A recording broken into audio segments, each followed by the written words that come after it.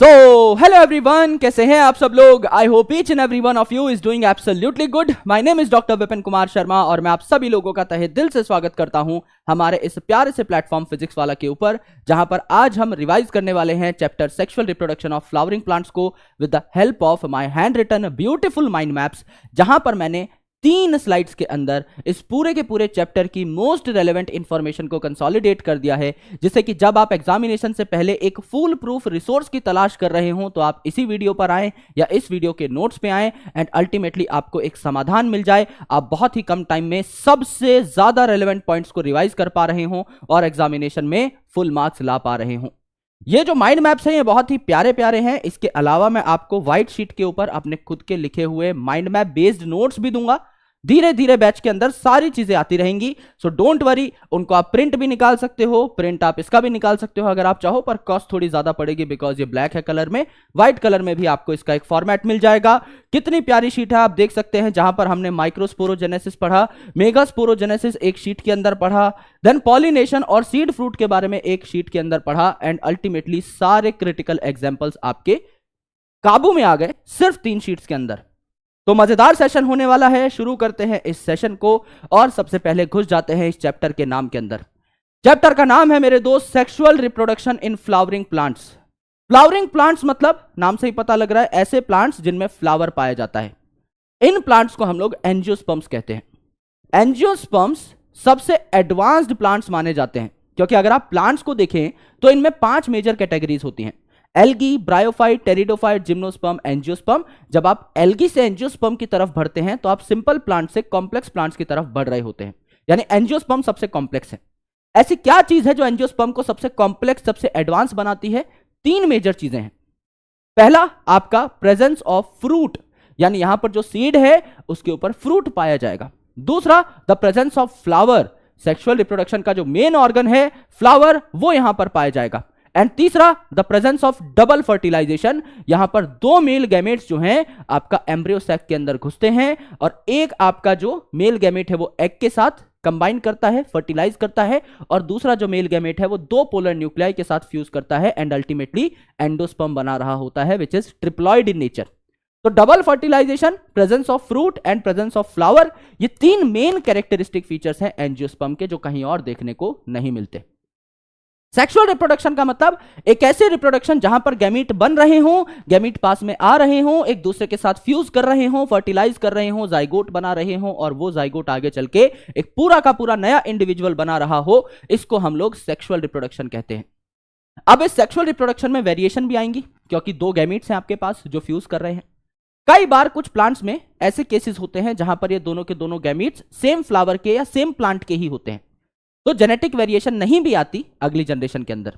लेकिन मेरे दोस्त देयर आर फ्यू केसेस जहां पर आपका बाहर से पॉलन ले लिया जाता है। एक फ्लावर के पास अगर फीमेल पार्ट है तो बाहर से पॉलन ले लेगा, या अगर एक फ्लावर के पास मेल पार्ट है तो अपना पॉलन किसी और फ्लावर को दे देगा एंड अल्टीमेटली क्या हो जाता है, यहां पर क्रॉस पॉलिनेशन हो जाता है, जिस वजह से जेनेटिक वेरिएबिलिटी अच्छी खासी आती है। सर क्या आपकी सेल्फ पॉलिनेशन में भी जेनेटिक वेरिएबिलिटी आ सकती है? आ सकती है, क्योंकि आपने cell cycle and cell division पढ़ा है। आपको अच्छे तरीके से पता है कि मियोसिस के दौरान 4 अलग अलग गैमीट्स बनते हैं, क्योंकि मियोसिस के दौरान क्या होता है, क्रॉसिंग ओवर और रिकम्बिनेशन होता है। तो थोड़ी बहुत वेरिएशन आ सकती है, लेकिन बहुत बड़ी वेरिएशन कोई नहीं आएगी। दैट्स व्हाई यहां पर आपको अलग अलग पॉलन और एग लेने ही होते हैं, अलग अलग पॉलन और आपको फीमेल गैमीट लेने ही होते हैं डिफरेंट प्लांट्स के, जिससे कि और ज्यादा वेरिएशन आ सके। तो दोस्तों यहां पर आपने एक फूल देखा है ना, और इस फूल के 4 मेजर पार्ट्स होते हैं। 2 पार्ट्स ऐसे हैं जो सेक्सुअल रिप्रोडक्शन में पार्टिसिपेट कर रहे होते हैं, जिनको हम क्या कहते हैं, जिनको हम लोग कहते हैं आपका एंड्रोशियम। ये जो सारे के सारे स्टेमेंस हैं ये मिलकर के क्या कहलाते हैं, एंड्रोशियम कहलाते हैं। तो यहां पर ये मैंने 4 बनाए हैं, चारों के चारों मिलकर के क्या कहलाएंगे, एंड्रोशियम कहलाएंगे, राइट। और इनमें से जो एक पार्ट है इसको हम क्या कहते हैं, स्टेमेन कहते हैं। और यहां पर ये जो फीमेल है, यहां पर जितनी भी पिस्टिल्स या कार्पल्स होंगी वो मिला करके गाइनोशियम बना रही होंगी। ये आपकी एक पिस्टिल या कार्पल है। तो there are 2 parts in a flower जो कि आपका सेक्सुअल रिप्रोडक्शन में हेल्प करते हैं, जिसे एंड्रोशियम और गाइनोशियम कहते हैं। एंड्रोशियम आपका मेल रिप्रोडक्टिव पार्ट है, गाइनोशियम फीमेल रिप्रोडक्टिव पार्ट है। एंड दो पार्ट्स ऐसे होते हैं फूल के जो सेक्सुअल रिप्रोडक्शन में डायरेक्टली पार्टिसिपेट नहीं करते, जिन्हें हम कहते हैं कैलिक्स और कोरोला। कैलिक्स का मतलब होता है ये वाली हरी भरी पत्तियां, जिनको हम सेपल कहते हैं, और कोरोला का मतलब होता है ये आपकी रंग बिरंगी पंखुड़ियां, जिनको हम क्या कहते हैं, पेटल कहते हैं, राइट। तो इस सेपल और पेटल जो है इनको कैलिक्स और कोरोला कहा जाता है रिस्पेक्टिवली। ये आपके क्या होते हैं, एक्सेसरी होल्स होते हैं एक फ्लावर के। एक्सेसरी होल्स मतलब इनका डायरेक्टली रिप्रोडक्शन में पार्टिसिपेशन नहीं है। और जो आपके एंड्रोशियम एंड गाइनोशियम है, इनको रिप्रोडक्टिव होल या फिर इनको एसेंशियल होल कहा जाता है, क्योंकि इनके बिना अगली जनरेशन नहीं आ पाएगी। ये रिप्रोडक्शन में बहुत इंपॉर्टेंट रोल अदा कर रहे होते हैं। तो अगर मैं मेल का स्ट्रक्चर देखूं तो भैया मैं यहां से क्या उठा लेता हूं, एक स्टेमन उठा लेता हूं। यह आपका एक स्टेमन है। एक जो स्टेमन है इसमें एक लंबी सी डंडी है, पतली और लंबी डंडी, यानी लॉन्ग स्लेंडर पार्ट है, जिसको हम लोगों ने क्या बोला, फिलामेंट। और ऊपर आपका बायलोब्ड स्ट्रक्चर है, ये एक लोब, ये दो लोब, कैसा स्ट्रक्चर हो गया, बायलोब्ड स्ट्रक्चर है। इस बायलोब्ड स्ट्रक्चर को हम लोग क्या कहते हैं, एंथर कहते हैं, राइट। तो एंथर और फिलामेंट मिलकर के क्या बना रहे हैं, आपका स्टेमन बना रहे हैं। एंथर एक बायलोब्ड स्ट्रक्चर है, और इस हर लोब के अंदर भी अगर आप देखें, इस हर लोब के अंदर भी अगर आप देखें तो दो आपके कंपार्टमेंट्स हैं। इस लोब के अंदर ये दो कंपार्टमेंट, इसके अंदर ये दो कंपार्टमेंट, इनको थीका कहा जाता है। तो हर लोब के अंदर भी दो थीका हैं, इसीलिए आपका एंथर को डायथीकस कहा जाता है। एक लोब के अंदर दो थीका, तो दूसरे लोब के अंदर भी दो थीका, टोटल कितनी थीका, 4 थीका। तो आपसे कोई पूछे कि पूरा एंथर कैसा है, टेट्राथीकस। कोई नॉर्मली पूछ ले एक लोब कैसा है, डायथीकस। तो एंथर को यूजुअली बायलोब्ड एंड डायथीकस कहा जाता है। अब मैं इसको काट लूं भैया, ये जो यहां पर एंथर है, अगर मैं इसको काट लूं, इसका ट्रांसफर सेक्शन ले लूं, तो ये मुझे कैसा दिखाई देगा, ये मुझे कुछ ऐसा दिखाई देगा। इसको अगर मैं काट लूं तो कुछ ऐसा दिखाई देगा, बिल्कुल दिखाई देगा। यहां पर अगर आप देखें तो ये 4 के 4 जो कंपार्टमेंट थे ना भाई, ये जो लोब है इसकी ये दो थीका, ये जो लोब है इसकी ये दो थीका, टोटल जो आपके चारों के चारों थीका थे वो कुछ ऐसे दिखाई देंगे, है ना। ये आपके सर्कुलर होते हैं आउटलाइन में, ये आपके सर्कुलर कंपार्टमेंट्स हैं, जिनके अंदर आगे चल के पॉलन ग्रेन्स भरी हुई होंगी, इनके अंदर पॉलन ग्रेन्स बनेंगी। तो ये जो आपके सर्कुलर स्ट्रक्चर्स हैं, इनको हमने क्या बोल दिया, थीका बोल दिया। जब इनके अंदर माइक्रोस्पोर बन जाएंगे तो इन्हें माइक्रोस्पोरेंजियम कह देंगे, और जब इन्हीं के अंदर पॉलन ग्रेन बन जाएंगे तो इन्हें पॉलन सैक कह देंगे। यानी भैया जैसा इसके अंदर सामान, वैसा ही इस कंपार्टमेंट का नाम। भाई अगर मेरे पास एक थैला है, उसमें आलू है, तो मैं क्या कहूंगा, ये आलू का थैला है। उसी के अंदर मैं आलू निकाल के बैंगन डाल दूं, मैं कहूंगा ये बैंगन का थैला है। उसी के अंदर से मैं बैंगन निकाल के टमाटर डाल दूं तो मैं बोलूंगा भैया टमाटर का थैला है। अंदर जैसा सामान वैसा ही थैले का नाम। यानी जब इसके अंदर कुछ भी नहीं था तो इसको नॉर्मली थीका कह रहे थे, है ना। नॉर्मल इसके अंदर कुछ सेल्स भरे हुए थे, स्पोरोजिनस टिश्यू के सेल्स उनको कहा जाता है। कोई माइक्रोस्पोर, कोई पॉलन ग्रेन यहां नहीं बना था। लेकिन जब इसके अंदर ये जो स्पोरोजिनस टिश्यू के सेल थे माइक्रोस्पोर बनाने लगे, तो भाई माइक्रोस्पोर जब बन गए तो थैले का नाम क्या रख दिया, माइक्रोस्पोरेंजियम। फिर वही माइक्रोस्पोर्स आगे डेवलप करके पॉलन ग्रेन बना बैठे, तो इसी थैले का नाम क्या रख दिया, पॉलन सैक रख दिया। सैक का मतलब थैला होता है, राइट। तो यहां पर अगर आप देखें ट्रांसफर सेक्शन, तो इस हिसाब की आपकी एक आउटलाइन आपको दिखाई देगी, है ना। आपको एक टेट्रागोलन स्ट्रक्चर दिखाई देगा। यानी आप अगर देखें तो 4 साइड का एक स्ट्रक्चर आपको दिखाई देगा, जैसे स्क्वायर या रेक्टेंगल होता है उसी हिसाब का स्ट्रक्चर दिखाई दे रहा है। इन चारों को जोड़ोगे तो देखिए यहां पर इसका सेंटर इससे जोड़िए, इसका सेंटर इससे, इसका सेंटर इससे, इसका सेंटर इससे, टेट्रागोनल अपीयरेंस आ रही है। टेट्रा मतलब 4, गोनल मतलब साइड्स, तो 4 साइड्स है इसकी, है ना। ट्राइंगल होता तो 3 साइड होती, स्क्वायर जैसी अपीयरेंस है तो 4 साइड्स हैं, बिल्कुल है। अब यहां अगर आप देखेंगे ना, तो ये जो थीका है, ये जो थीका है, ये जो थीका है, ये जो थीका है, इनको कनेक्ट करने के लिए बीच में क्या है, कनेक्टिव है। एक टिश्यू है, इसे कहते हैं कनेक्टिव टिश्यू। और ये कनेक्टिव टिश्यू जो होता है ये स्टेराइल होता है, यानी इसका आगे चल के मेल गैमेट बनाने में कोई रोल नहीं होता, तो स्टेराइल सेल्स है। लेकिन यहां जो सेल्स भरे हुए हैं, यहां जो सेल्स भरे हुए हैं सेंटर पे, ये स्टेराइल नहीं है। ये आगे चल के क्या बनाएंगे, आपका मेल गैमेट बनाने में हेल्प कर रहे होंगे। हम मेल रिप्रोडक्टिव स्ट्रक्चर को पढ़ रहे हैं, यानी कि हम लोग आगे मेल गैमेट बनाने की तरफ बढ़ रहे हैं, माइक्रोस्पोर्स बनाने की तरफ बढ़ रहे हैं, माइक्रोस्पोरोजेनेसिस को हम लोग पढ़ रहे हैं। तो यहां पर ये जो आपके सेल्स होते हैं, इनको क्या कहा जाता है, स्पोरोजिनस टिश्यू के सेल्स या स्पोरोजिनस सेल्स। और इसके ऊपर 4 लेयर्स पाई जाती हैं अलग अलग। सबसे बाहर वाली लेयर को क्या बोलेंगे, सबसे बाहर वाली लेयर को बोलते हैं हम एपिडर्मिस। एपिडर्मिस सबसे बाहर वाली, एपी मतलब आउटर या अपर। इसके जस्ट नीचे क्या है, एंडो, अंदर वाली एंडोथीशियम, उसके नीचे बहुत सारे मोटे मोटे लेयर्स हैं, इनको क्या कहा जाता है, मिडल लेयर्स, और सबसे अंदर की साइड स्पोरोजिनस टिश्यू के सबसे पास कौन है, टेपेटम। तो टेपेटम स्पोरोजिनस टिश्यू के सबसे पास पाई जा रही है, तो इसका स्पोरोजिनस टिश्यू के साथ अच्छा रिश्ता होता है। तो टेपेटम के सेल्स जो हैं स्पोरोजिनस टिश्यू के सेल्स को डेवलपमेंट के दौरान न्यूट्रिशन प्रोवाइड कर रहे होते हैं, खाने पीने की चीजें प्रोवाइड कर रहे होते हैं। तो टेपेटम के पास खुद भी अच्छा खासा खाना होना जरूरी है। दैट्स वाई इसका डेंस प्रोटोप्लाज्म होता है, इसके प्रोटोप्लाज्म में खूब सारा खाना भरा हुआ होता है, और यहां पर बड़ा सा न्यूक्लियस होता है, और कई बार मोर देन वन न्यूक्लियस भी आपको देखने को मिलता है। तो टेपेटम सेल की एक खास बात है, क्योंकि स्पोरोजिनस सेल्स के सबसे पास मौजूद है, तो खाना पीना देने का काम यह करेगा। और ये जो बाहर के लेयर हैं सारे के सारे, एपिडर्मिस, एंडोथीशियम, मिडल लेयर्स, ये आपके बाहर की साइड हैं, तो प्रोटेक्शन प्रोवाइड करेंगे। और जब यहां पर ये जो स्पोरोजिनस सेल हैं माइक्रोस्पोर में कन्वर्ट हो जाएंगे, माइक्रोस्पोर फिर पॉलन ग्रेन में कन्वर्ट हो जाएंगे, तो आपको पॉलन ग्रेन रिलीज भी करने पड़ेंगे ना, तो एंथर फट जाता है। जब इसके अंदर बहुत सारे पॉलन ग्रेन्स भरे जाते हैं तो एंथर फट जाता है। उस एंथर को फाड़ने का काम, डेहिसेंस का काम भी इन बाहर वाली लेयर्स का है। ये एक प्रेशर क्रिएट करते हैं और आपका क्या करते हैं, फाड़ देते हैं एंथर को, जिससे कि पॉलन ग्रेन्स रिलीज हो पाए। करेक्ट। तो देखिए पॉलन ग्रेन बना कैसे। ये जो आपके चारों कंपार्टमेंट हैं, इनके सेंटर पे क्या है, इनके सेंटर पे स्पोरोजिनस टिश्यू के सेल्स हैं। ये जो स्पोरोजिनस टिश्यू के सेल्स हैं, जितने भी स्पोरोजिनस टिश्यू के सेल्स हैं, सारे के सारे आपके क्या कहलाते हैं, microspore mother cell. Mother cell मतलब इनमें मियोसिस होगा, यानी ये डिप्लॉयड है, और माइक्रोस्पोर ये बना सकते हैं मियोसिस के बाद, यानी माइक्रोस्पोर बनाने वाले सेल्स को माइक्रोस्पोर मदर सेल कहा जाता है। यानी स्पोरोजिनस टिश्यू के जितने भी सेल्स हैं सारे ही माइक्रोस्पोर मदर सेल हैं, सारे ही माइक्रोस्पोर बना सकते हैं, यानी कि वो सारे ही आगे चल के माइक्रोस्पोर से डेवलप होकर के पॉलन ग्रेन्स बना सकते हैं।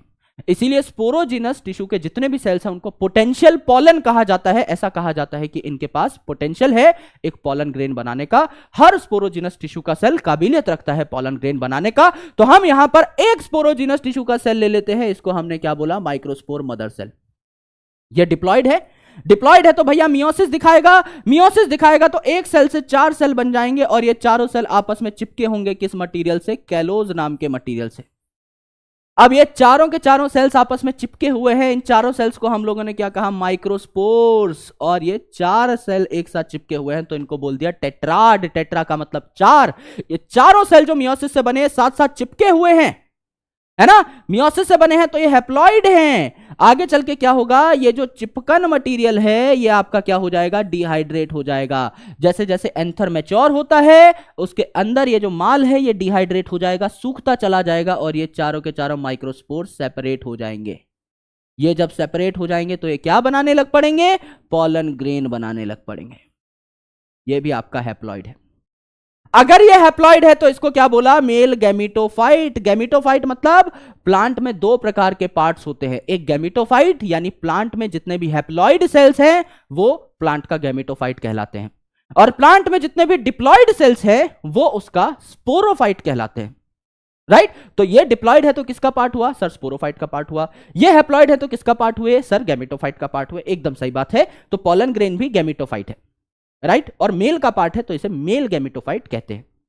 ठीक है। अब ये जो मेल गैमेटोफाइट है भैया, ये जो मेल गैमेटोफाइट है इसका डेवलप्ड स्ट्रक्चर आप यहां पर देखिए।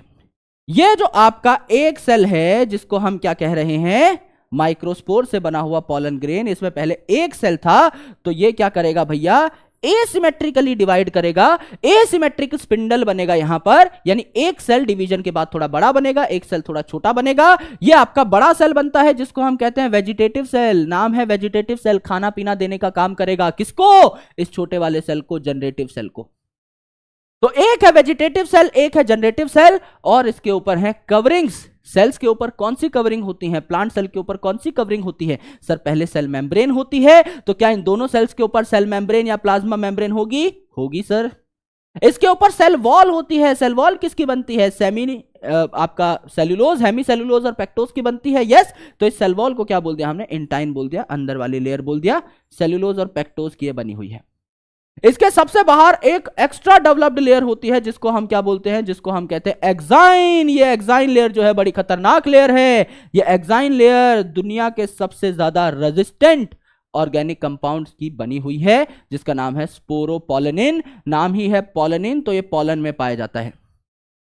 पोलन का आउटर कवर कौन बनाता है? स्पोरोपोलेनिन। उस आउटर कवर को एक्साइन कहते हैं। इस एक्साइन पे कुछ डिजाइन्स हैं, तो पोलन के जितने भी अलग अलग प्रकार के शेप, साइजेस, डिजाइन्स होते हैं वो इस एक्साइन की वजह से होते हैं। और ये एक्साइन दुनिया का सबसे ज्यादा रेजिस्टेंट केमिकल लेके बैठा हुआ है, स्पोरोपोलेनिन लेके बैठा हुआ है। ना इसको कोई एंजाइम तोड़ सकता, ना इसको कोई एसिड तोड़ सकता, ना हाई टेम्परेचर तोड़ सकता, ना कोई बेस तोड़ सकता। तो जाहिर सी बात है यहां पर इसको एक बहुत ज्यादा प्रोटेक्शन मिल जाती है। ये पॉलन्स जो हैं हजारों सालों तक क्या कर सकते हैं? अपने आप को एज अ फॉसिल स्टोर कर सकते हैं। उसकी वजह भी क्या है? एक्साइन है। सर अगर ये इतना स्ट्रॉन्ग लेयर है तो फिर पॉलन जर्मिनेट कैसे करता है? भैया एक छोटा सा छेद होता है जहां ये एक्साइन एब्सेंट होती है। इस छोटे से छेद को हम कहते हैं जर्मपोर। इस जर्मपोर पे एक्साइन एब्सेंट होगी तो यहीं से पॉलन जर्मिनेट कर जाएगा, पॉलन ट्यूब आपकी उग जाएगी। राइट? अब क्या होता है दोस्त, ये जो गोल मटोल पॉलन है इसका डायमीटर 25 से 50 माइक्रोन हो सकता है। तो रेडियस कितना हुआ? अगर कोई रेडियस पूछ ले, क्वेश्चन घुमा के पूछ ले, इसका आधा कर दो 12.5, इसका आधा कर दो 25, 12.5 से 25 माइक्रोमीटर आपका यहां पर रेडियस हो सकता है। ये आपको डायमीटर दिखा रखा है। करेक्ट? अब आपको 2 मेल गैमेट बनाने थे। मैंने आपको बताया डबल फर्टिलाइजेशन होती है एंजियोस्पर्म्स में। यहां तो आपका एक ही जनरेटिव सेल है। ये जनरेटिव सेल आगे क्या करेगा? वेजिटेटिव सेल से न्यूट्रिएंट्स ले लेगा और माइटोसिस कर लेगा, तो 2 आपके क्या बन जाएंगे? मेल गैमेट बन जाएंगे। 2 मेल गैमेट्स की फॉर्मेशन ऐसे होती है।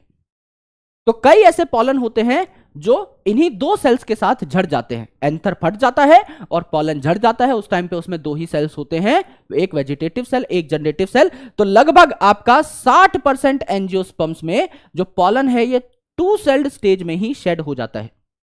यानी यहां पर आपका 2 ही सेल पाए जाते हैं जब पॉलन झड़ा, एक वेजिटेटिव सेल, एक जनरेटिव सेल। जबकि बचे हुए 40% में, रिमेनिंग एंजियोस्पर्म्स में पहले से ही 3 सेल पाए जाते हैं। वेजिटेटिव सेल वैसा का वैसा रहता है, जनरेटिव सेल आपका डिवाइड करके 2 मेल गैमेट बना चुका होता है। तो 2 मेल गैमेट और एक वेजिटेटिव सेल, टोटल 3 सेल हो जाते हैं।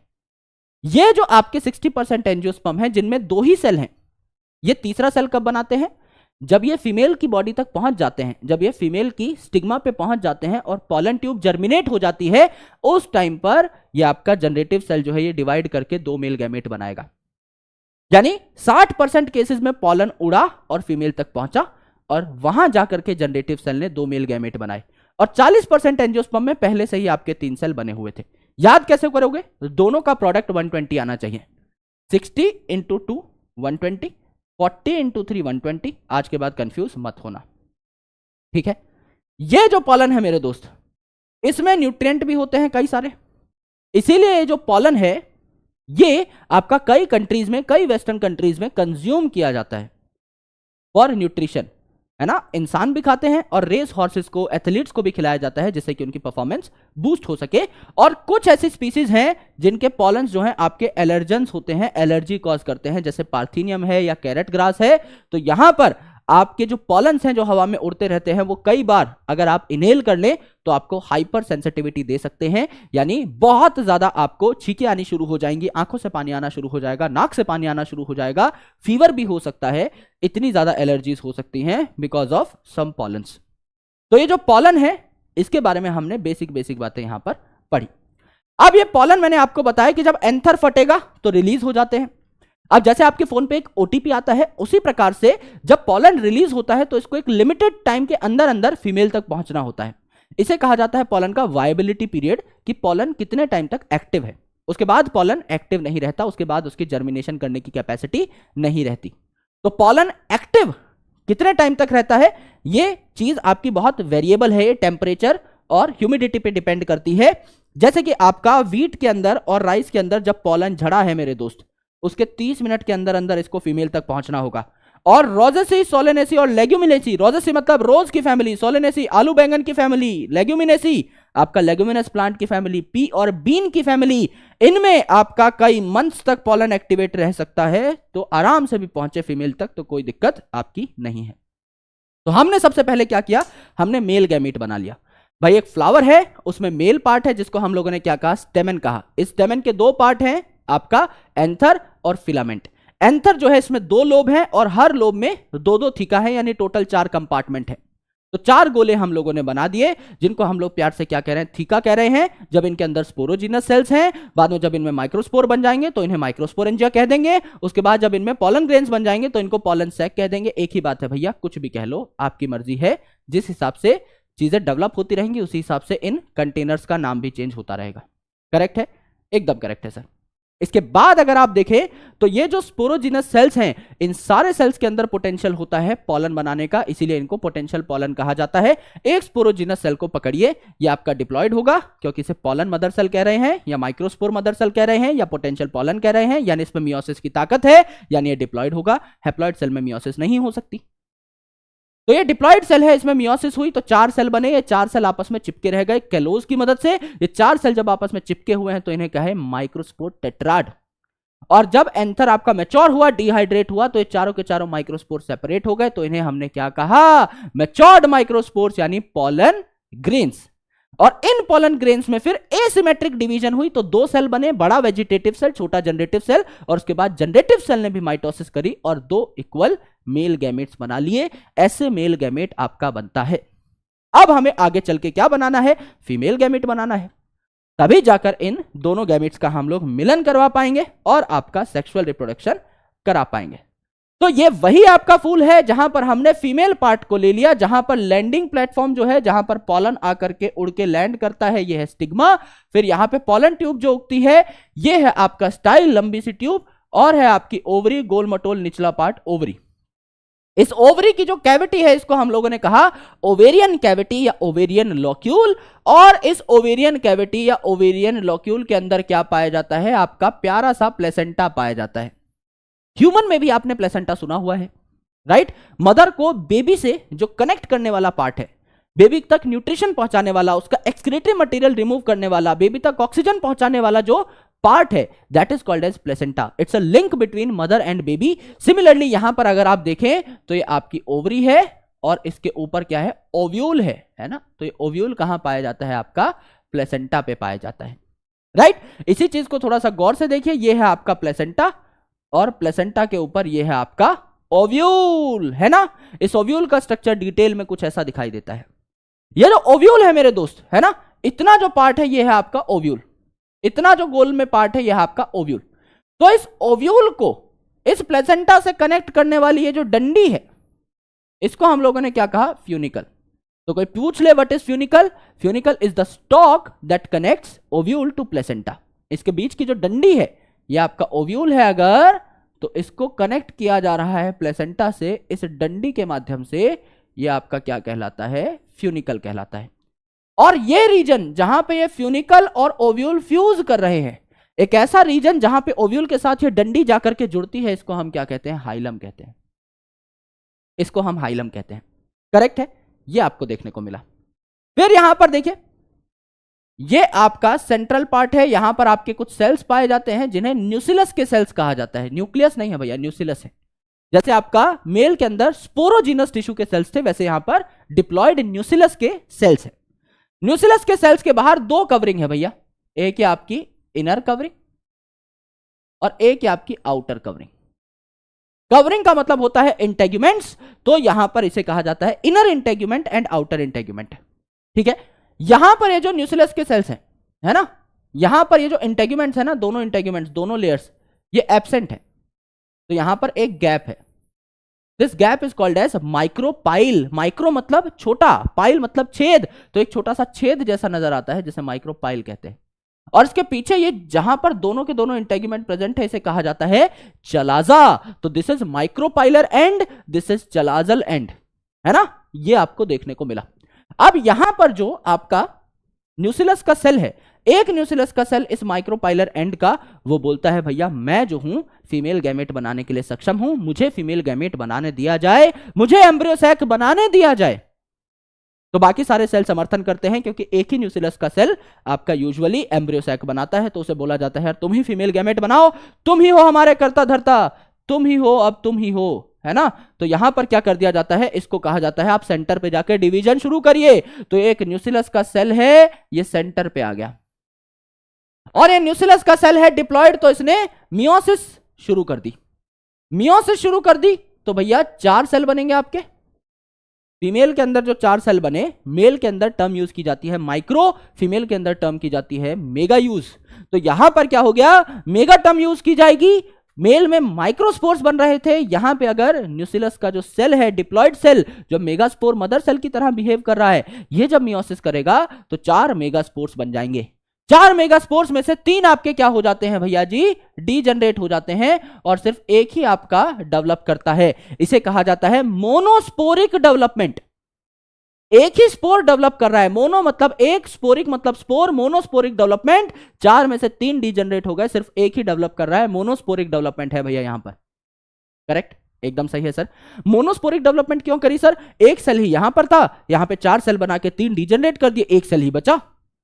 तो फायदा क्या हुआ, फायदा ये हुआ कि ये वाला जो एक सेल था ये डिप्लॉयड था, वो वाला जो एक सेल है वो हैप्लॉयड है, गैमीट तो हैप्लॉयड ही बनाओगे ना, इसीलिए आपको चाहे एक ही सेल की जरूरत हो, मियोसिस से बनेंगे तो 4 सेल, 3 बाद में डीजनरेट कर दो, उनकी एनर्जी बचा लो, बाद में फ्री न्यूक्लियर डिवीजन होने लग जाते हैं दोस्त। यानी ये जो एक न्यूक्लियस है आपका इस फंक्शनल मेगास्पोर में, ये डिवाइड करेगा, 2 न्यूक्लियस बना लेगा, दोनों न्यूक्लियस अपोजिट पोल पे, 2 न्यूक्लियस 4 न्यूक्लियस बना लेंगे, चारों न्यूक्लियस अपोजिट पोल पे, 4 न्यूक्लियस 8 न्यूक्लियस बना लेंगे, 8 न्यूक्लियस अपोजिट पोल पे। इसको कहा जाता है एम्ब्रियो सैक।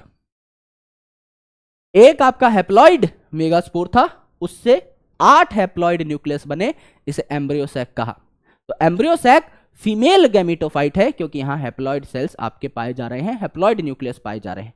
अब यहां 8 न्यूक्लियस हैं, इनके ऊपर हम सेल वॉल लगा देंगे और इन्हें सेल्स बना देंगे, तो मैच्योर एम्ब्रियो सैक कुछ ऐसा दिखाई देगा, है ना।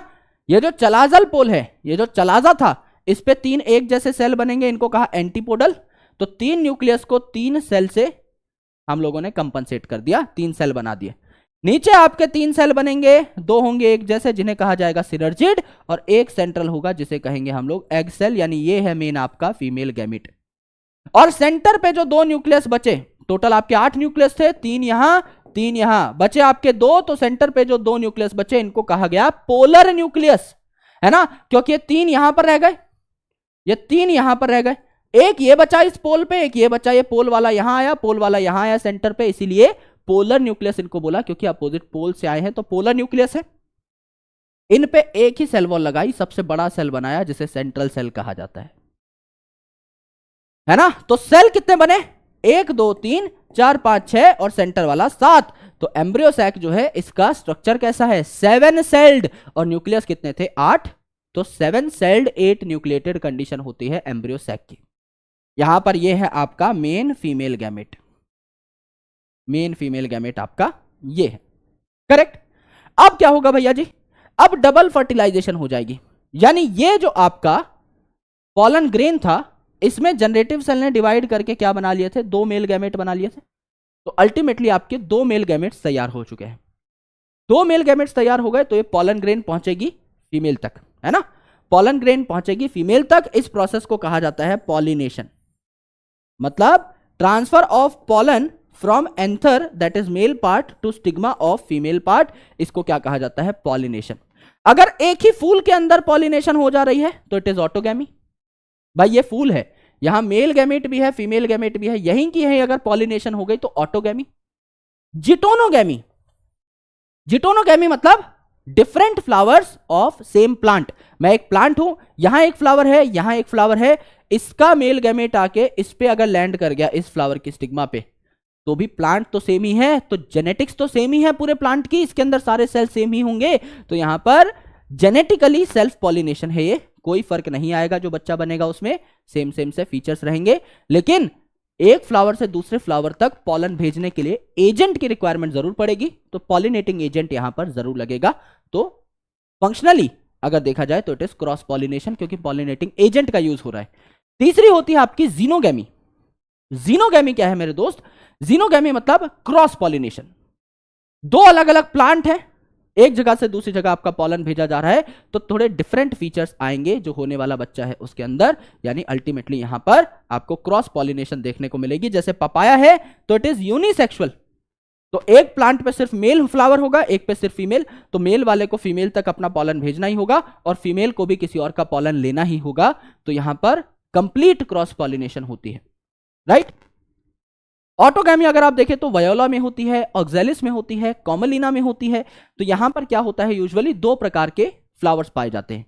एक तो कैस्मोगैमस यानी नॉर्मल फ्लावर्स, खुले खुले ऐसे कि भैया किसी और प्लांट का पॉलन भी आके इस पे लैंड कर सकता है और इसका पॉलन भी कहीं और जा सकता है। These are chasmogamous flowers.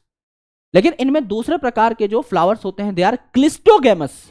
Cleistogamous मतलब क्लोज्ड फ्लावर्स, ये ओपन ही नहीं होते। इसके ऊपर हमने क्या कर दिया है, एक मान लीजिए पॉलिथीन ढक दी है, तो क्या होगा, सिर्फ यही गैमेट आपका यहां तक जा पाएगा।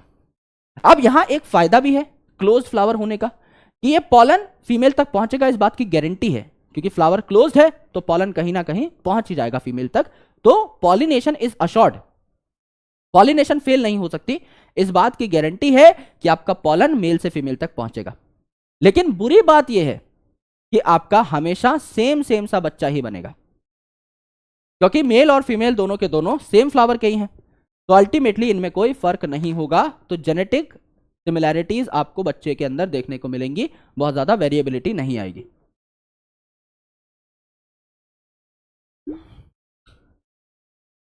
राइट, ये बात है। तो यहां पर क्या होता है, आपका क्लिस्टोगैमस फ्लावर जो है वहां ऑटोगैमी ही होती है, कुछ और नहीं हो सकता, क्योंकि क्रॉस पॉलिनेशन के लिए जगह ही नहीं है। ऊपर एक कवर लगा हुआ है, ना इसका पॉलन कहीं और आ सकता है, ना किसी और का पॉलन इस पे आ सकता है, तो कंप्लीट ऑटोगैमी होगी।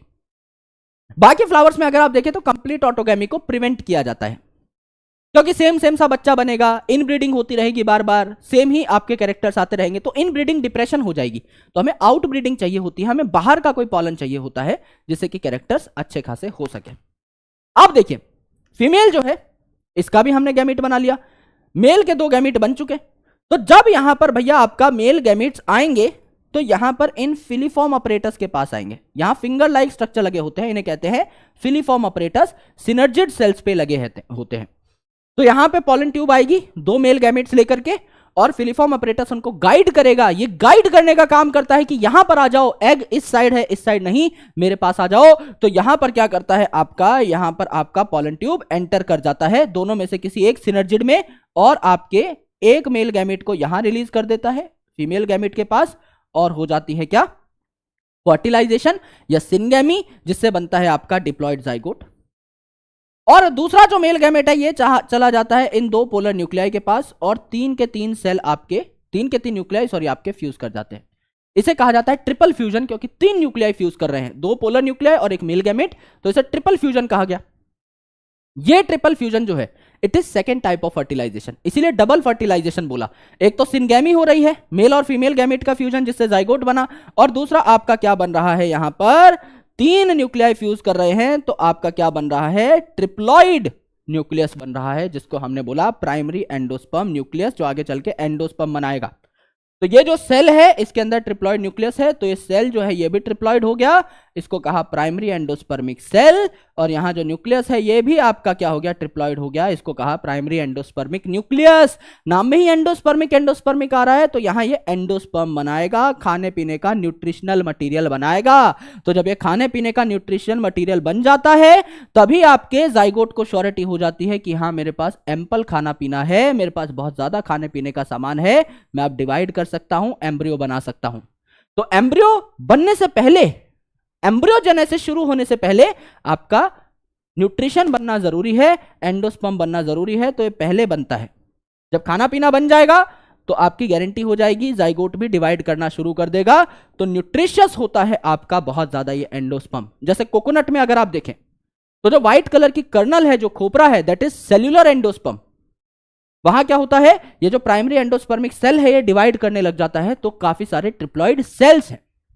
और जो नारियल का पानी है that is free nuclear endosperm, यहां पर जो ट्रिप्लॉइड न्यूक्लियस है सिर्फ ये न्यूक्लियस डिवाइड करता रहता है और आपका सेल डिवाइड नहीं करता। तो बहुत सारे फ्री न्यूक्लियस हो जाते हैं, तो इसको हम क्या कहते हैं, फ्री न्यूक्लियर एंडोस्पर्म, जो कि नारियल के पानी में हमको देखने को मिलते हैं। तो दोनों चीजें होती हैं, दैट्स व्हाई नारियल पानी बहुत ज्यादा न्यूट्रिशियस माना जाता है। अब ये जो डिप्लॉइड जाइगोट है ये भी डिवाइड करेगा, पहले गोल मटोल ग्लोबुलर एम्ब्रियो बनाएगा, ग्लोबुलर गोलू एम्ब्रियो, फिर हार्ट शेप एम्ब्रियो बनाएगा। इसकी शेप हार्ट जैसी इसीलिए होती है जिससे कि यहां से 2 कॉटिलिडन अराइज कर सके, और बाद में मैच्योर एम्ब्रियो ये बना लेगा। तो हार्ट शेप एम्ब्रियो बनता है, यानी दोनों कॉटिलिडन बनाने की कैपेसिटी आपकी इस एम्ब्रियो के पास थी। लेकिन मोनोकॉट्स में एक ही कॉटिलिडन बनता है, तो सारा का सारा ध्यान आप एक साइड शिफ्ट कर देते हो, एक कोटिलिडन को बहुत बड़ा बनाते हो और दूसरा एकदम छोटा हो जाता है, दिखाई भी नहीं देता, उसे एपीब्लास्ट बोल देते हैं कि हाँ भाई यहां कोई कोटिलिडन बनना था पर बन नहीं पाया। और डाइकॉट में दोनों कोटिलिडन बराबर बनते रहते हैं, जैसे कि आप यहां पर शक्ल देखिए, यह आपका डाइकॉट का एम्ब्रियो है, तो यहां पर डाइकॉट में दोनों के दोनों कोटिलिडन बराबर बने। जबकि यहां पर ये मोनोकॉट का कोटिलिडन है, तो यहां पर आपका देखिए एक कोटिलिडन तो बड़ा बना, स्क्यूटेलम शील्ड शेप, ढाल जैसा, जैसे इस स्ट्रक्चर को बचा रहा हो ढाल जैसा, और एपीब्लास्ट ये दूसरा कोटिलिडन, इसके पास न्यूट्रिशन गया ही नहीं, एकदम छुटका सा छोटा सा रह गया। ठीक है, तो यहां पर आपका इस प्रकार से डिवीजन होता है।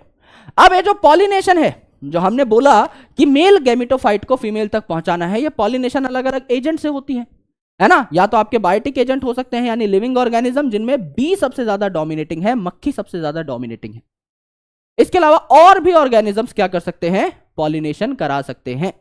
जैसे कि बी के अलावा और भी चीजें हैं, आपका बटरफ्लाई है, मोथ है, वास्प है, बड़े बड़े एनिमल्स हैं, जैसे कि आपका लंगूर है, आपका रैट है, इनफैक्ट आपके कुछ स्नेक्स हैं, आपके लिजर्ड्स हैं, ये सारे क्या करा सकते हैं, पॉलिनेशन करा सकते हैं, पॉलन को एक जगह से दूसरी जगह लेके जाते हैं। तो बी है, लेट से किसी फ्लावर पे बैठी है ना, नेक्टर पीने आई या पॉलन खाने आई या सुगंधी लेने आई या नज़ारे देखने आई फूल के, तो उसको आइडिया लग गया कि हाँ यार यहाँ पर मैं बैठ सकती हूँ, यहाँ पे वातावरण मस्त है। उस दौरान क्या होते हैं, आपके स्टिकी पॉलन्स जो होते हैं वो बी के पीछे गिर जाते हैं, उसकी बॉडी पे गिर जाते हैं। फिर बी जो है किसी और प्लांट पे जाती है और अपनी बॉडी को झटकाती है और पॉलन फीमेल तक पहुंच जाते हैं। तो यहाँ पे स्टिकी पॉलन्स होने जरूरी हैं। बी को अट्रैक्ट करने के लिए नेक्टर होना जरूरी है फ्लावर में, बी को अट्रैक्ट करने के लिए कलरफुल फ्लावर होने जरूरी है, बड़े फ्लावर्स होने जरूरी हैं, और उसके अलावा पॉलन भी इनमें बहुत सारे एक्स्ट्रा होने चाहिए, जिससे कि ये आपका न्यूट्रिशन प्रोवाइड कर सके बी को, उसको खाने पीने के लिए कुछ लालच भी दिए जाए। अबायोटिक यानी नॉन लिविंग भी हो सकते हैं पॉलिनेटर, जैसे अनीमोफिली, ए का मतलब एयर यानी विंड हो सकती है, बहती हवा, और आपका वाटर यानी आपका हाइड्रोफिली हो सकती है, पानी से भी आपकी यहां पर क्या हो सकती है, पॉलिनेशन हो सकती है। तो हवा है तो हमें चाहिए कि हवा में पॉलन उड़ जाए, तो लाइट होने चाहिए, नॉन स्टिकी होने चाहिए, अपने पार्ट से चिपके ही ना रह जाए, स्टेमेंस एक्सपोज्ड होनी चाहिए जिससे कि हवा का एक्सपोजर रहे, और जो आपके स्टिग्मा है जिनको पॉलन कैच करने हैं वो फेदरी होने चाहिए, जिससे कि पॉलन उसमें अटक जाए, हवा से वो झटक ले आपका पॉलन को, राइट। हाइड्रोफिली अगर आप देखें तो पानी के सरफेस पे भी पॉलन रिलीज कर दिए जाते हैं, जैसे कि वेलिस्नेरिया और हाइड्रिला के अंदर, और पानी के अंदर भी रिबन लाइक लंबे लंबे पॉलन रिलीज कर दिए जाते हैं, जैसे कि जोस्टेरा के अंदर, which is a marine grass. और जोस्टेरा की एक खास बात है, उसमें लार्जेस्ट पॉलन होता है, क्योंकि पानी में रिबन लाइक लॉन्ग पॉलन आपका रिलीज करना होता है आपको। कुछ ऐसे ऑर्गेनिजम्स हैं जो पानी में रहकर भी पानी से पॉलिनेट नहीं करते, है ना, वाटर हायासिंथ, वाटर लिली, पानी में रहकर भी गद्दारी करते हैं, आपका इंसेक्ट से या फिर आपका एयर से पॉलिनेट कर जाएंगे, पानी से नहीं करेंगे। तो सबसे ज्यादा पॉलिनेशन होता है बायोटिक वाले में, दूसरा होता है आपका विंड वाले में, तीसरा होता है हाइड्रोफिली, है ना, बहुत कम ऑर्गेनिजम्स में आपका हाइड्रोफिली होती है। आउटब्रीडिंग डिवाइसेस, मैंने आपको बताया अगर एक जैसा जेनेटिक मटेरियल बार बार बार बार आता रहेगा बच्चे में, एक ही फ्लावर के या एक ही प्लांट के अगर दोनों गैमेट्स फ्यूज करते रहेंगे तो इनब्रीडिंग हो जाएगी। बाहर की दुनिया हम नहीं देख रहे, इनब्रीडिंग खुद में ही पॉलिनेशन करा रहे हैं, तो इट कॉजेज इनब्रीडिंग डिप्रेशन। कोई नया कैरेक्टर आ ही नहीं रहा है कई जनरेशन तक, तो हमको आउटब्रीडिंग करानी होती है, थोड़ा बाहर निकालना होता है, थोड़ा बाहर सोचना होता है, कोई फिरंगी पॉलन चाहिए उस टाइम पर कि हाँ भाई इस प्लांट से बाहर निकलें, किसी पड़ोसी प्लांट का पॉलन ले लें। तो यहां पर क्या है, प्रोडक्शन ऑफ यूनिसेक्सुअल फ्लावर। अगर फ्लावर यूनिसेक्सुअल है, अगर एक प्लांट पे सिर्फ और सिर्फ मेल फ्लावर ही है, तो इनको अपना पॉलन किसी और फीमेल प्लांट को देना ही होगा, और किसी के पास सिर्फ फीमेल फ्लावर है तो किसी और का मेल पॉलन लेना ही होगा, यानी अल्टीमेटली यहां क्रॉस पॉलिनेशन होके रहेगा। नॉन सिंक्रोनी, कई बार ऐसा होता है पॉलन रिलीज हो जाते हैं लेकिन स्टिग्मा अभी रिसेप्टिव नहीं हुई है, मैच्योर नहीं हुई है, तो पॉलन को किसी और पे जाना होगा, खुद के प्लांट की तो स्टिग्मा रिसेप्टिव नहीं हुई है, खुद के फ्लावर की स्टिग्मा रिसेप्टिव नहीं हुई है, या स्टिग्मा रिसेप्टिव हो गई है, पॉलन ही रिलीज नहीं हो रहा, तो पॉलन किसी और पे भेजना पड़ेगा। तो अल्टीमेटली नॉन सिंक्रोनी भी आपका आउटब्रीडिंग कराती है। पोजीशन डिफरेंस, कई बार आपका मेल जो है बहुत छोटा रह जाता है और फीमेल लंबी हो जाती है, अब उछल के पॉलन कैसे जाए, पॉलन तो मोटाइल है नहीं, तो यहां भी पॉलिनेशन नहीं हो पाती। Self incompatibility, it's a genetic mechanism. अगर मेरे पास अलग अलग प्रकार के पॉलन्स हैं, लेट्स से एक पॉलन मेरे पास पड़ोसी प्लांट का है, एक पॉलन मेरे पास खुद के प्लांट का है, अब मेरे पास चॉइस है कि मैं किसको ग्रो करने दूं, तो I will let this pollen grow, जो कि थोड़ी सी जेनेटिक वेरिएबिलिटी लेकर के आ रहा है। तो ये बहुत जरूरी चीज है कि अगर लेट्स से पॉलन बहुत सारे हैं तो उनमें से चूज करने की जो रिस्पॉन्सिबिलिटी होती है एज वेल एज जो कैपेबिलिटी होती है फीमेल के पास होती है, राइट। यहां देखिए दोस्त, अब आपका जाइगोट जो है वो डिवाइड करना शुरू कर चुका है और आपका इसने एम्ब्रियो बना लिया है। अब ये आपका डाइकॉट का एम्ब्रियो है। एम्ब्रियो में मेन चीज होती है एम्ब्रियोनल एक्सिस, यानी जो मेन बॉडी होती है उसको हम लोग इस एक्सिस पे रखते हैं, ठीक है। अब आप देखिए ये है प्लूम्यूल, प्लूम्यूल से उगेगी आपकी शूट, है ना। तो यहां पर आपके दो कॉटिलिडन है क्योंकि डाइकॉट का एम्ब्रियो है, डाई का मतलब दो, कॉट का मतलब कॉटिलिडन।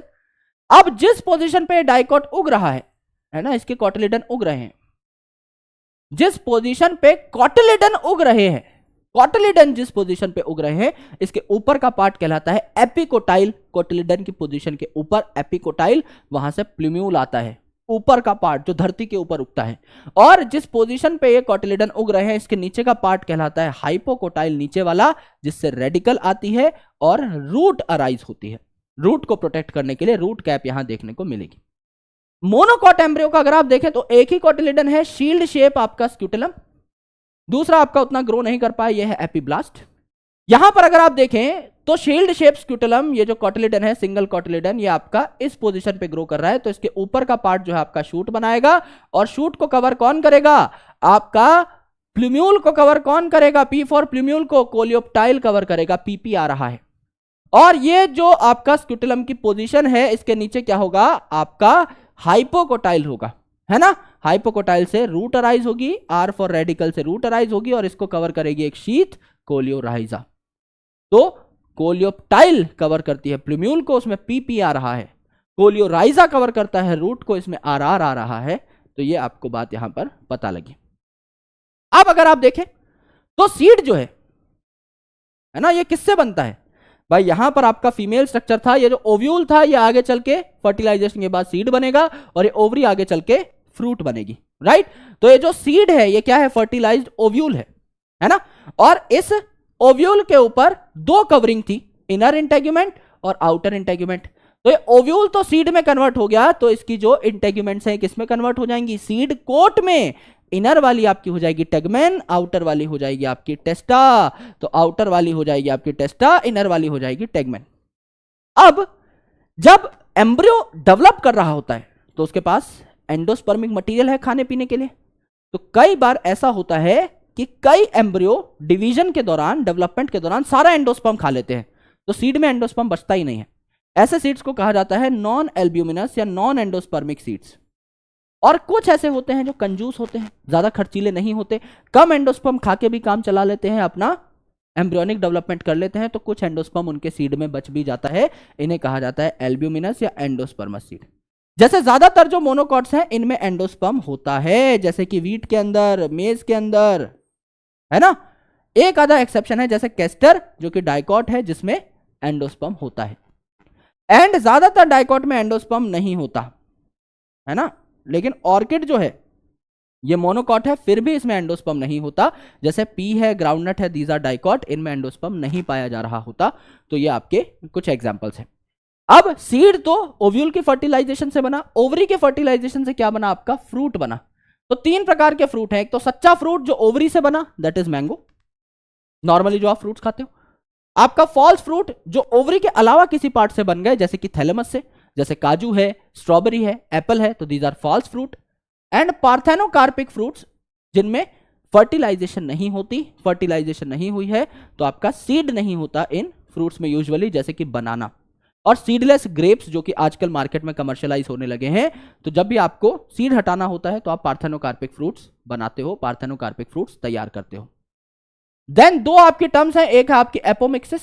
एपोमिक्सिस मतलब सीड बनना बिना फर्टिलाइजेशन के। अगर फ्रूट बिना फर्टिलाइजेशन के बन रहा है तो पार्थेनोकार्पी, कार्प का मतलब होता है फ्रूट।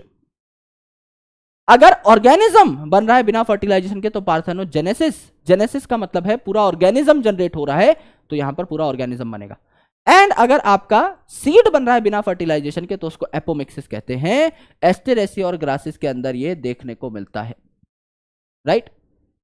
तो यहां पर समझ लीजिए एक प्लांट है जिसके कैरेक्टर आपको बहुत अच्छे लगते हैं, आप नहीं चाहते कि उसके कैरेक्टर में कोई बदलाव आए, आप क्या कर दिए, उसमें एपोमिक्सिस इंड्यूस करा दीजिए, तो उसका सीड बन जाएगा बिना फर्टिलाइजेशन के। बिना फर्टिलाइजेशन के सीड बना है तो एज इट इज उसी प्लांट के कैरेक्टर सीड में आ गए हैं। उस सीड को आप उगाओगे तो 100% सिमिलर प्लांट आपको देखने को मिलेगा, यानी आप 100% सिमिलर प्लांट उगा पाएंगे, कोई आपको कैरेक्टर लॉस का डर नहीं रहेगा। तो हाइब्रिड सीड्स जो हम बनाते हैं उनको थोड़ा सा रिप्लेस हम कर रहे हैं विद एपोमिक्टिक सीड्स, है ना। कई बार हम क्या करते हैं, दो प्लांट्स हैं, इनकी कैरेक्टर्स को मिक्स करने की कोशिश करते हैं और हाइब्रिड प्लांट बनाते हैं। अब ये हाइब्रिड प्लांट ना एक दो जनरेशन के बाद दोबारा से कैरेक्टर सेग्रीगेट करके बैठ जाता है, या तो इसी प्लांट के कैरेक्टर आएंगे बच्चे में या इसी प्लांट के, हाइब्रिड मेंटेन नहीं रह पाता। हम क्या करें, एपोमिक्टिक सीड बना लें, ये प्लांट ए था, ये प्लांट बी था, इनके कैरेक्टर्स मैंने मिक्स किए और एक सीड तैयार हुआ, एक नया बच्चा तैयार हुआ जिसमें मेरे मनपसंद कैरेक्टर्स आ गए। अब उसमें मैं सेक्सुअल रिप्रोडक्शन नहीं कराऊंगा, एपोमिक्टिक सीड्स बना लूंगा, as it is same plant के कैरेक्टर आगे चले गए।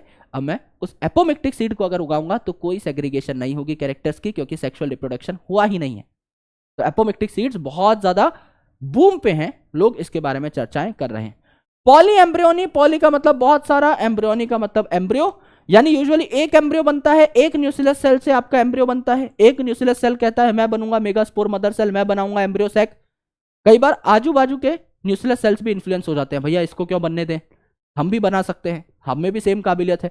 तो कई बार एक फ्रूट के अंदर मल्टीपल एम्ब्रियो बन जाते हैं, जैसे कुछ स्पीसीज ऑफ मैंगोज हैं एंड आपका सिट्रस है, इसके अंदर मल्टीपल एम्ब्रियो आपको देखने को मिलते हैं।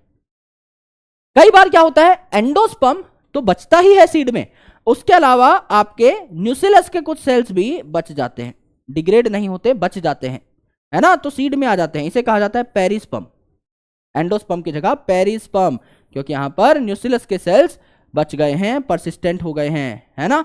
जैसे कि ब्लैक पेपर और बीट के अंदर न्यूक्लियस के सेल्स परसिस्टेंट होते हैं। डोरमेंसी का रिकॉर्ड, डोरमेंसी क्या होती है, सीड कितने टाइम तक इनएक्टिव रह सकता है और उसके बाद जर्मिनेट कराने पे जर्मिनेट कर सकता है। कई सीड ऐसे हैं जो डोरमेंट पड़े रहते हैं हजारों सालों तक, उसके बाद भी उनको उगाओगे तो वो उग जाएंगे। तो आपका ल्यूपिनस आर्कटिकस नाम, ये आर्कटिकस तो आर्कटिक टुंड्रा से मिला था, 10,000 साल बाद भी इसको उगाया तो ये उग गया। फीनिक्स डेक्टिलीफेरा, डेक्टिली DAT का साउंड आ रहा है, तो ये डेट पाम से मिला था, आपका 2000 साल बाद भी इसको उगाया तो ये उग गया। इतने पुराने पुराने सीड्स हैं जिनमें जर्मिनेशन का पोटेंशियल, जर्मिनेशन की टेंडेंसी थी। ये था आपका चैप्टर, जो कि मोस्ट रेलेवेंट इंफॉर्मेशन के साथ आई गेस बहुत अच्छे खासे टाइम में कंप्लीट हो चुका है। अब हम आगे आने वाले सारे के सारे चैप्टर्स को इसी तरीके के ब्यूटीफुल माइंड मैप से करते रहेंगे, जिससे कि आपका रिवीजन हो जाए एकदम शानदार, है ना। और किसी भी चीज की जरूरत हो तो let me know in the comment section, जिससे कि मैं आपकी बातें सुन सकूं, समझ सकूं एंड अल्टीमेटली आपके लिए और भी रिसोर्सेज का इंतजाम कर सकूं, जुगाड़ कर सकूं। तो thank you so much guys for watching this session up, lots of love. मैं मिलता हूं आपसे अगले सेशन में, तब तक के लिए अपना ख्याल रखिए और पढ़ाई करते रहिए। जय हिंद।